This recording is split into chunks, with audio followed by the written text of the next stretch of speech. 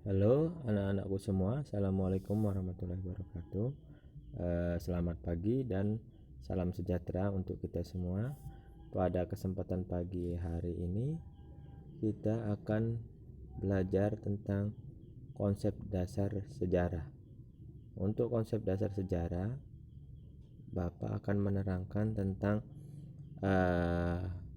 dasar-dasar dulu dari ilmu sejarah. Apa itu ilmu sejarah dan apa turunannya.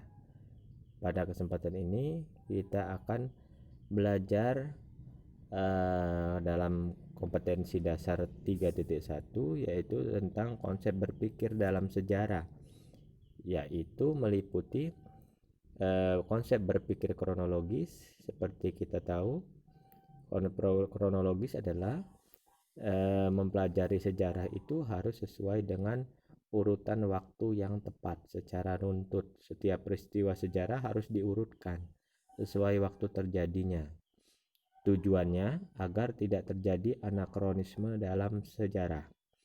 Anakronisme itu sendiri adalah ketidaksesuaian kronologis dalam suatu karya dan menempatkan sesuatu atau orang, objek tidak sesuai dengan latar waktu atau zamannya. Berikutnya yaitu tentang berpikir diakronik. Konsep berpikir diakronik dalam sejarah itu peristiwa sejarah secara menyeluruh dalam urutan waktu yang panjang tetapi terbatas pada ruang. Tujuannya untuk melihat perubahan yang terjadi dalam proses perkembangan tersebut. Berpikir diakronik menuntun kita untuk melihat peristiwa sejarah dari waktu ke waktu. Jadi ada semacam perbandingan dari waktu ke waktu dalam suatu masa waktu yang panjang namun ruangnya yang terbatas. Berikutnya yaitu periode sejarah. Periodisasi sejarah adalah pengelompokan peristiwa-peristiwa sejarah ke dalam suatu babak, masa, zaman, atau periode tertentu berdasarkan ciri-ciri yang sama. Untuk tujuannya yaitu mempermudah memahami sejarah, mengklasifikasikan atau mengelompokkan peristiwa-peristiwa sejarah dan menyederhanakan rangkaian peristiwa sejarah. Nah, di sini kita bisa lihat tabel periodisasi sejarah. Masa praaksara, masa Hindu-Buddha, masa Islam, masa kolonial, masa pergerakan nasional, masa kemerdekaan, masa revolusi, masa demokrasi parlementer, masa demokrasi terpimpin, masa orde baru, dan terakhir masa kita sekarang yaitu masa reformasi.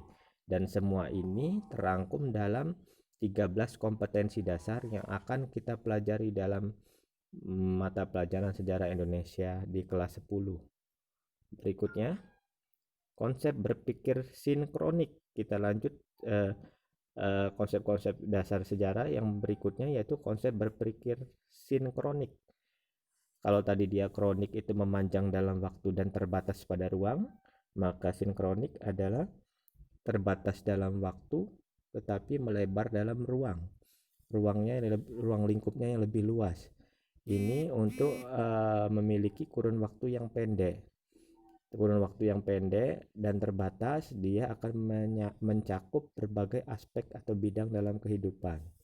Di sini dicontohkan dalam pemberontakan petani Banten. Berikutnya, yang selanjutnya, konsep ruang dalam sejarah.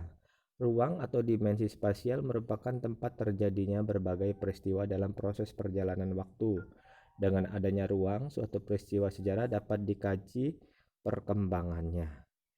Berikutnya lagi yang terakhir yaitu konsep waktu dalam sejarah. Waktu merupakan sesuatu yang wajib di dalam sejarah. Artinya waktu di sini yaitu waktu manusia sebagai objek kajiannya. Mengalami perubahan sejalan dengan waktu secara konotatif. Waktu dalam sejarah adalah konsep. Secara denotatif, waktu dalam sejarah adalah satu kesatuan seperti detik, menit, jam, atau tahun. Jadi waktu di sini sangat urgent atau sangat penting dalam sejarah untuk mengacu dalam suatu periode. Tanpa adanya waktu, maka tidak bisa sejarah itu rinci.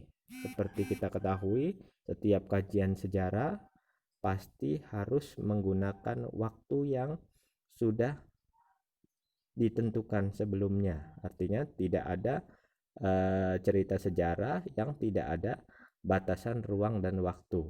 Mungkin demikian saja yang bisa Bapak sampaikan untuk pertemuan kali ini. Jangan lupa tetap belajar dan patuhi protokol kesehatan. Wassalamualaikum warahmatullahi wabarakatuh.